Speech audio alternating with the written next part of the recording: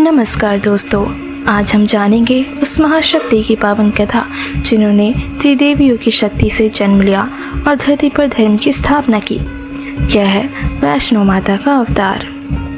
बहुत समय पहले की बात है, धरती पर अधर्म, अन्याय और पाप का बोलबाला हो चुका था।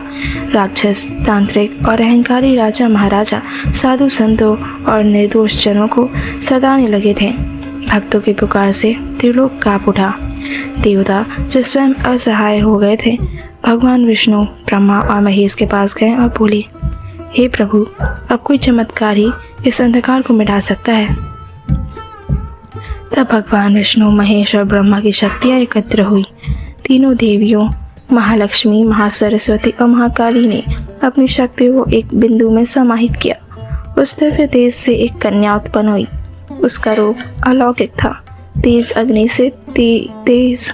उनकी आंखों में करुणा और शक्ति दोनों ही थी। इस कन्या को कहा गया, तू ही होगी पृथ्वी पर धर्म की रक्षक, तू ही होगी वैष्णवी, तीनों शक्तियों का समागम। धरती पर जम्मू के पास एक छोटे से गांव में एक निर्धन ब्राह्मण रहता था, रत्नाकर सागर।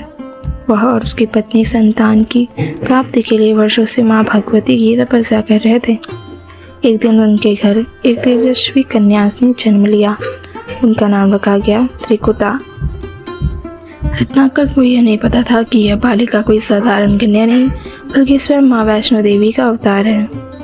त्रिकुटा बचपन से ही साध्वी प्रवृत्ति की थी। जब अन्य बालिकाएं खेलती वह ध्यान लगाती, जब अन्य मिठाई मांगती वह फल और जल से संतुष्ट रहती।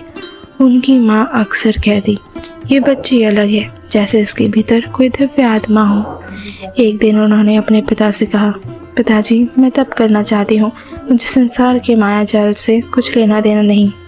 रत्नाकर स्तब्ध रह गए, पर उसकी आंखों में दिव्यता देखकर उन्होंने अनुमति दे दी। त्रिकुटा जंगलों की ओर चली गई। उन्होंने त्रिकुट पर्वत को अपना ध्यान स्थल बनाया।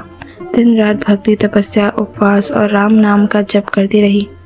उनकी भक्ति इतनी गहन थी कि जंगल के पशु पक्षी भी उन्हें नुकसान नहीं पहुंचाते थे। सभी उन्हें माँ की तरह देखते थे। त्रिकुटा की भक्ति से भगवान विष्णु प्रसन्न हुए और प्रकट हुए। उन्होंने कहा, हे कन्या, तुम्हारी साधना ने मुझे आकर्षित किया है, मांगो क्या वर चाहिए। त्रिकुटा ने हाथ जोड़ कहा, हे प्रभु, मैं आपको ही अपना जीवन साथी मानती हूँ, आपको ही पाना चाहती हूँ। भगवान विष्णु मुस्कुराए, इस जन्म में नहीं, लेकिन जब मैं राम के रूप में जन्म लूँगा तब तुम्हें स्वीकार करूँगा। माँ ने स्वीकार कर ब्रह्मचारिणी व्रत ले लिया। जब तक आप नहीं आते मैं तप करती रहूँगी और धर्म की रक्षा करूँगी। त्रिकुटा की ख्याति फैलाने लगी। लोग उन्हें माँ कहकर बुलाने लगे। बीमार ठीक होने लगे, निर्धन धन्य होने लगे और टूटे हुए जीवन फिर जुड़ने लगे। उनके आशीर्वाद से हर पीड़ा मिट जाती थी, इसलिए उन्हें लोग अब वैष्णो माता कहने लगे। त्रिकुटा अब वैष्णो देवी बन चुकी थी। तीनों देवियों की शक्ति से संपन्न, विष्णु की अन्य भक्त और भक्तों की रक्षक। उनकी गुफा, उनकी चरण पादुका, बाणगंगा, ये सभी स्थान माँ की लीलाओं से जुड़ गए। उनकी उपस्थिति ने त्रिकुट पर्वत को तीर्थ बना दिया। माँ वैष्णो देवी का यह अवतरण केवल भक्ति के लिए नहीं, बल्कि समाज में धर्म, न्याय और शक्ति की पूर्ण स्थापना के लिए हुआ था। उन्होंने नारी को केवल पूजा की वस्तु नहीं, बल्कि शक्ति, ममता और साहस का प्रतीक बनाया।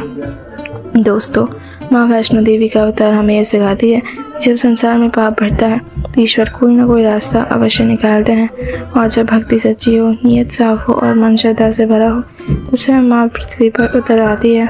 आज भी जो माँ को सच्चे मन से पुकारता है उसे उनका आशीर्वाद जरूर मिलता है। जब जीवन की हर राह बंद लगती है, जब उम्मीदें टूटने लगती है और जब कोई रास्ता नहीं सूझता, तब कहीं से एक रोशनी सी आती है, एक विश्वास जो कहता है माँ के दरबार में चलो, वहाँ किस्मत बदलती है। आज की यह सच्ची कथा है एक साधारण से इंसान की, जिसका जीवन अंधेरे में डूबा था, लेकिन माँ वैष्णो देवी के दरबार ने उसकी पूरी दुनिया बदल दी। रमेश एक मामूली किसान, जिसकी उम्र करीब 35 साल की थी। घर में बूढ़े माँ बाप, एक बीमार पत्नी और 2 छोटे बच्चे। दिन भर खेतों में मेहनत करता, लेकिन किस्मत जैसे उस पर हंसती थी। सूखा पड़ गया, फसलें बर्बाद हो गई, कर्जा बढ़ता गया और उम्मीदें घटती गई। रमेश अक्सर रातों को अकेले बैठकर आसमान की ओर देखता और कहता, हे भगवान, क्या मेरी सुनवाई कहीं होगी। एक दिन गांव में एक साधु बाबा आए। उन्होंने रमेश को देखा और कहा, बेटा, जीवन की सबसे गहरी रात के बाद ही सुबह होती है। एक बार माता वैष्णो के दरबार में जा, वो तुझे बुला रही है। रमेश ने आश्चर्य से पूछा, माँ बुला रही है? साधु बोले, हाँ बेटा, माँ के दरबार में जब कोई सच्चे दिल से जाता है तो किस्मत बदल जाती है। रमेश के घर वालों से कहा, मैं माँ के दर्शन को जा रहा हूँ, वापस आऊँगा तो सब बदला होगा। कंधे पर एक छोटा सा झोला, जेब में कुछ सिक्के और आंखों में एक उम्मीद लेकर वो निकल पड़ा माता के दरबार की ओर। पहाड़ियों की ऊंचाई, ठंडी हवाएं, पैरों की थकावट, लेकिन रमेश की आंखों में बस एक ही तस्वीर थी, माँ वैष्णो देवी के पवित्र दरबार की। रास्ते में कई बार वो थका, कई बार गिरा, लेकिन हर बार एक आवाज़ जैसे उसके अंदर से आती, रमेश, मैं तेरा इंतजार कर रही हूँ। 3 दिन की कठिन यात्रा के बाद रमेश माता की गुफा तक पहुंच गया। जैसे ही उसने गुफा में प्रवेश किया, उसकी आंखों से आंसू बहने लगे। वो गिर पड़ा माँ के चरणों में और बोला, माँ, मुझे कुछ नहीं चाहिए, बस मेरा विश्वास बचा रह जाए। गुफा में गूंजती घंटियों की ध्वनि, हवा में महकता चंदन और दीवारों पर पड़ती दियों की रोशनी, ऐसा लग रहा था जैसे खुद माँ उसकी हर बात सुन रही हो। दर्शन कर रमेश घर लौटा। उसे नहीं पता था कि माँ ने उसकी किस्मत उसी दिन बदल दी थी। कुछ ही दिनों में गांव में बारिश हुई। रमेश के खेत फिर से हरे भरे हो गए। पुराना कर्ज धीरे धीरे उतरने लगा। उसकी पत्नी की तबीयत भी माँ के नाम का जल पीकर चमत्कारिक रूप से ठीक हो गई। रमेश के घर में फिर से हंसी गूंजने लगी। लोग कहने लगे, रमेश तो माँ का वरदानी बच्चा है। कहते हैं ना, जहाँ तर्क खत्म होता है वहाँ आस्था शुरू होती है। रमेश ने माँ का सिर्फ मंदिर में नहीं, अपनी हर सांस में पाया। उसने अब एक छोटा सा मंदिर बनवाया अपने खेतों के पास, माँ वैष्णो देवी का। हर दिन वो वहाँ दीप जलाता, फूल चढ़ाता और कहता, माँ, आपने मुझे मिट्टी से सोना बना दिया। अब मैं जो भी हूँ आपकी कृपा से हूँ। सालों बाद रमेश एक सफल किसान बन चुका था।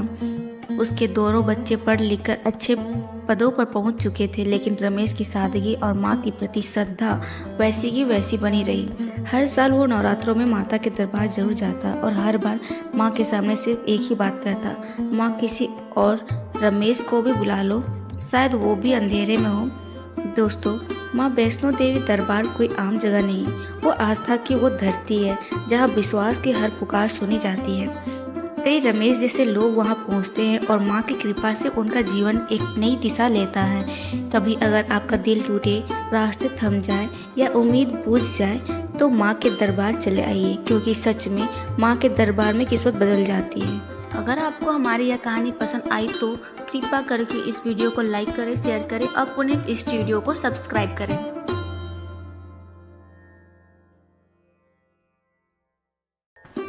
कहा जाता है, माँ वैष्णो देवी की यात्रा कोई नहीं करता, बल्कि माँ बुलाती है। जिस दिन माँ का बुलावा आता है, उस दिन सारा संसार, सारे बहाने और सारी अड़चने खुद ब खुद रास्ता छोड़ देते हैं। आज की यह सच्ची चमत्कारी और रोमांचक कथा है, चमत्कारी यात्रा, वैष्णो देवी का बुलावा। मनीषा दिल्ली में रहने वाली एक नौकरी पेशा महिला थी। व्यस्त जीवन, भागती दौड़ती दिनचर्या और कभी कभार मंदिर जाने की रस्म, यही उसका आध्यात्मिक जीवन था। उसकी माँ हमेशा कहती, बेटी, एक बार मैं वैष्णो देवी के दरबार ज़रूर जाना, माँ का बुलावा जब आएगा तो खुद हिच जाएगी।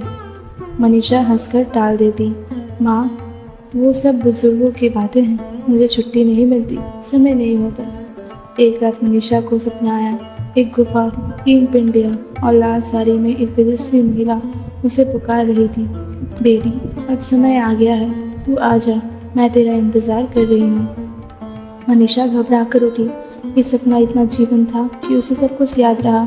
सुबह उसकी माँ ने कहा, आज बहुत दिनों बाद घर में माँ के सामने दिया बिना हवा के बुझ गया, लगता है माँ ने तुझे बुलाया है। अगले ही दिन ऑफिस में अनायास छुट्टी की घोषणा हुई। मनीषा को याद आया, ये माँ का संकेत है। उसने तुरंत कटरा की ट्रेन बुक की बिना ज़्यादा योजना बनाए, केवल माँ के नाम पर। माँ ने बुलाया है, अब देर नहीं करनी। उसने माँ की तस्वीर बैग में रखी और निकल पड़ी। कटरा पहुँचते ही मनीषा को एक वृद्ध महिला मिली जो बोली, बेटी, माँ के दर्शन करने जा रही हो, डरो मत, वो तुम्हारा इंतज़ार कर रही है। रास्ते में बारिश आ गई, लेकिन मनीषा का रास्ता बिल्कुल सूखा रहा। उसने महसूस किया जैसे कोई अदृश्य छतरी उसे ढक रही है। थकान के बावजूद उसकी चाल नहीं रुकी। ऊपर से ठंडी हवा और भीतर से गर्म ऊर्जा उसे माँ के चरणों की ओर खींच रही थी। गुफा में पहुंची तो आंखें भर आई। माँ की तीनों पिंडियाँ जैसे उसे पहचानती हो। वो पिंडियों के सामने बैठी और फूट फूट कर रोने लगी। उसने कहा, माँ, मैं अब तक दूर थी, लेकिन तूने खुद बुलाकर अपना बना दिया। तभी मंदिर के पुजारी आया और बोली, बेटी, आज माँ को जो भी पहली बार देखने आया है, उसके जीवन में परिवर्तन आने वाला है। वो माँ की कृपा लेकर लौटा है। माँ के दर्शन के बाद मनीषा का जीवन पूरी तरह बदल गया। उसे उसकी मनचाही पदोन्नति मिली। उसकी माँ की पुरानी बीमारी ठीक होने वाली थी और सबसे बड़ी बात, उसके जीवन में एक नई शांति बस गई। अब हर साल मनीषा माँ के दरबार जाती है और हर बार कहती है, माँ ने जब बुलाया तब जाना संभव हुआ, बाकी सब बहाने थे। माँ वैष्णो देवी की यात्रा कोई योजना नहीं, वो एक पावन बुलावा है।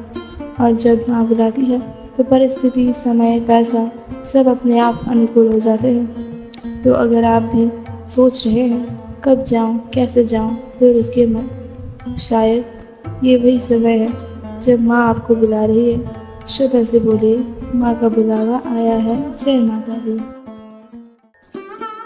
आज हम सुनाएंगे एक ऐसी पावन कथा जहाँ एक भक्त ने माँ वैष्णो देवी के चरणों में अपना सब कुछ अर्पण कर दिया। यह है भक्ति और बलिदान की महागाथा। यह कथा है रघुवीर नामक एक साधारण किसान की, जो हिमाचल के एक गांव में रहता था। उसका जीवन कठिनाइयों से भरा था। सूखा पड़ा था, खेत बंजर हो गए थे, घर में खाने को 2 वक्त की रोटी भी नहीं थी। लेकिन हर सुबह रघुवीर एक दिया जलाकर माँ वैष्णो देवी से कहता, हे माँ, चाहे जैसे हालात हो, मेरा भरोसा तुझ पर अडिग रहेगा। लोग उसे ताने देते थे, क्या मिला तुझे माँ की भक्ति से?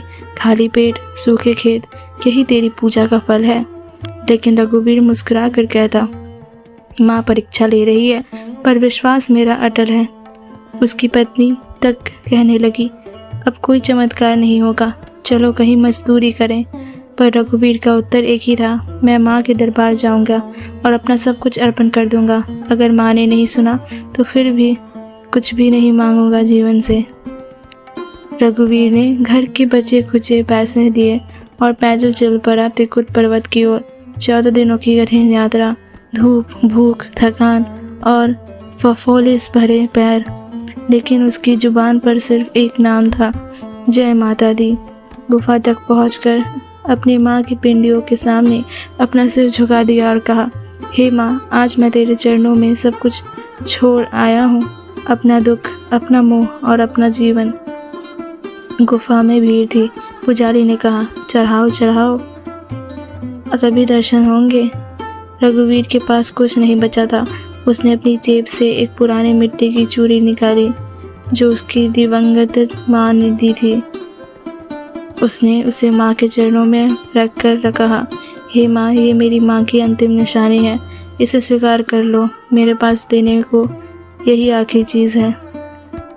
लोग हंसे, मिट्टी की चूड़ी से क्या होता है? लेकिन माँ हंसी नहीं, माँ रोई।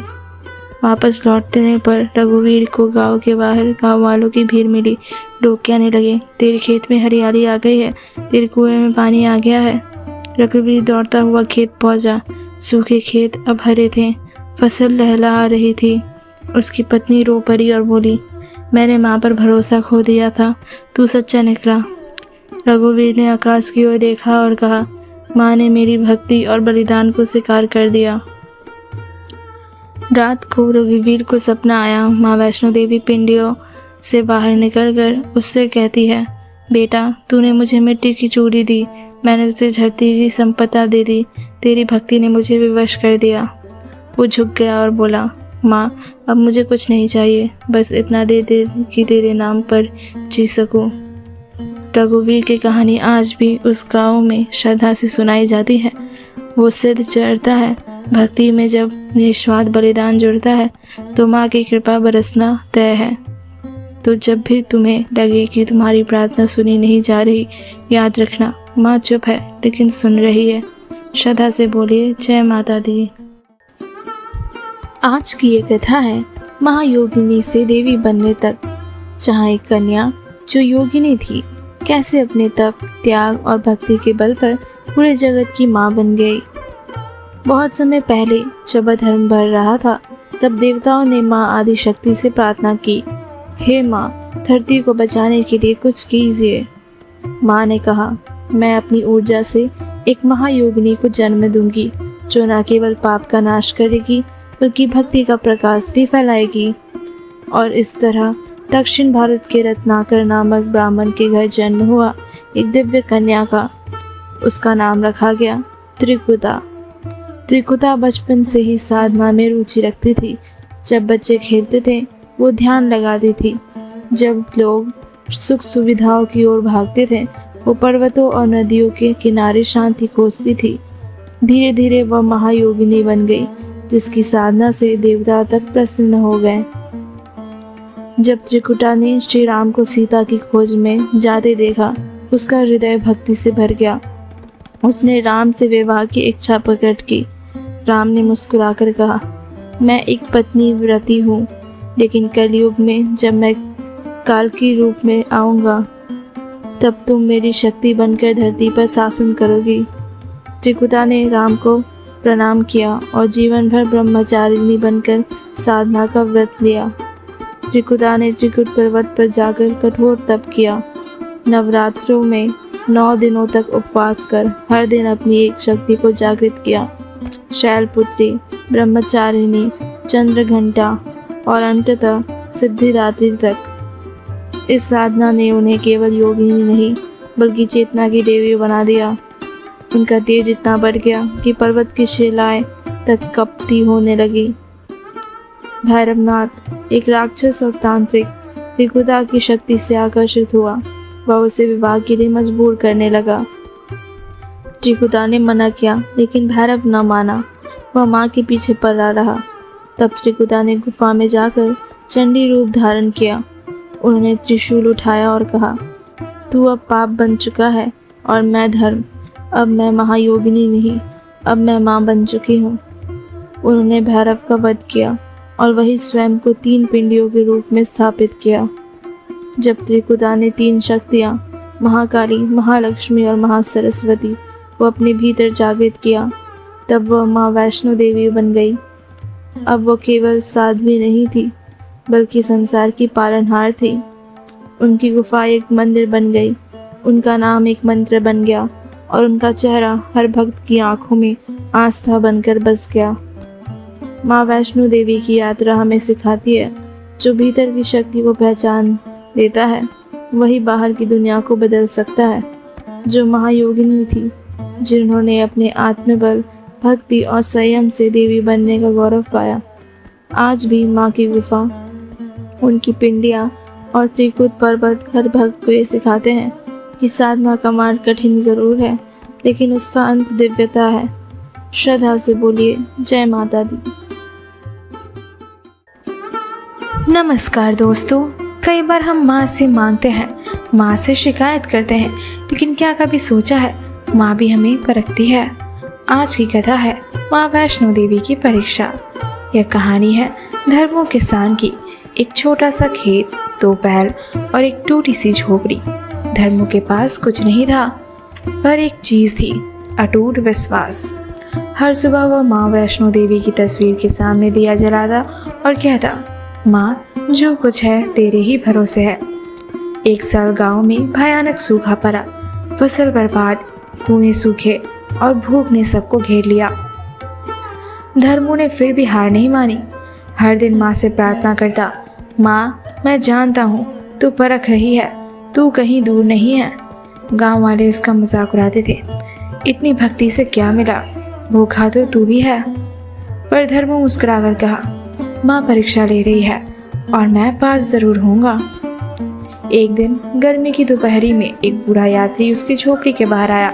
प्यासा था, थका हुआ था। धर्मू ने खुद का बचा हुआ आखिरी पानी उसे पिला दिया और एक रोटी जो उसने माँ के लिए रखी थी वो भी उसे खिला दी। बूढ़ा मुस्कुराया और बोला, बेटा तूने अपने हिस्से की भक्ति मुझे दे दी, माँ जरूर तुझे आशीर्वाद देगी। इतना कहकर वो चला गया। उसी रात धर्मू को सपना आया। माँ वैष्णो देवी उसके सामने खड़ी थी, तेजस्वी, शांत और करुणामयी। माँ ने कहा, बेटा तूने मेरी परीक्षा पास कर ली। जब सबने मुझे भुला दिया तूने मुझ पर भरोसा रखा, तूने बिना मांगे दिया। आज से तेरे घर कभी कमी नहीं होगी। धर्मू की आंखें नम हो गई। अगली सुबह धर्मू के खेत के पास खुदाई करते वक्त अचानक एक जलधारा फूट पड़ी। कुआं फिर से भर गया। फसलें लहला उठी। गांव वाले हैरान रह गए। उन्होंने धर्मू से पूछा, भाई ये कैसे हुआ? धर्मू ने मुस्कुराकर आसमान की ओर देखा और कहा, माँ की परीक्षा थी, अब कृपा बरस रही है। रिया एक शहर में काम करने वाली युवती थी। सिंगल माँ, 2 बच्चों की जिम्मेदारी, नौकरी का प्रेशर। एक दिन वह थक कर माँ की मूर्ति के सामने बैठ गई और कहा, माँ मैं टूट गई हूँ, पर फिर भी मैं तेरे चरण नहीं छोड़ूंगी। अगले हफ्ते उसकी मेहनत रंग लाई। उसे प्रमोशन मिला, बच्चों को स्कॉलरशिप और घर में फिर से खुशी लौट आई। रिया ने माँ से कुछ नहीं मांगा था, सिर्फ विश्वास रखा था। माँ की परीक्षा कोई सजा नहीं होती, वो तो हमें मजबूत बनाने का तरीका होता है। जब हम थक जाते हैं माँ देखती है, क्या हम हार मानते हैं या माँ पर भरोसा रखते हैं। जब सब दरवाजे बंद होते हैं तो माँ यही देखती है, क्या हम अब भी जय माता दी कह सकते हैं। हर भक्ति कहानी में एक परीक्षा होती है। किसी की नौकरी जाती है, किसी का परिवार टूटता है, किसी का स्वास्थ्य छिन जाता है, लेकिन जो माँ पर विश्वास नहीं छोड़ते वो कभी असफल नहीं होते। श्रद्धा और सबूरी यानी फेथ और पेशेंस, यही माँ की परीक्षा में पास होने की कुंजी है। अगर हम माँ से सच्चे रहें तो माँ कभी हमारी परीक्षा में फेल नहीं होने देती। तो दोस्तों, अगर आपके जीवन में कोई कठिन घड़ी चल रही है तो घबराइए मत, ये सिर्फ माँ की एक छोटी सी परीक्षा है। बस माँ का नाम लीजिए, जय माता दी, और फिर देखिए कैसे राहें खुलती हैं, कैसे चमत्कार होते हैं। क्योंकि माँ वैष्णो देवी न केवल कृपा करती है, वो परख कर ही असली भक्त को आशीर्वाद देती है।